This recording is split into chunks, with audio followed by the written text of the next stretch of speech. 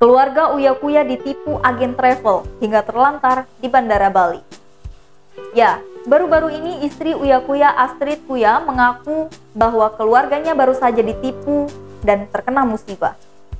Hal itu diungkapkan istri Uya Kuya dalam kanal YouTube Hits Infotainment pada 6 Oktober 2021. Dalam unggahan itu, Astrid Kuya mengaku bahwa keluarganya baru saja ditipu oknum yang mengatasnamakan agen travel saat hendak berwisata ke Pulau Bali. Saat Uya Kuya dan sekeluarga sudah sampai di bandara, tak ada agen yang menjemput mereka hingga 1 jam.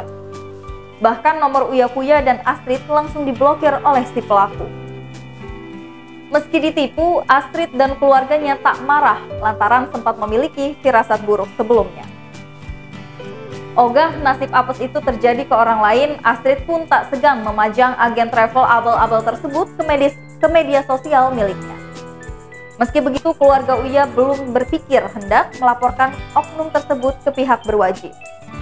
Diakui istri Uya Kuya mengakui kerugian tak terlalu banyak, meski lumayan jika dipakai untuk liburan.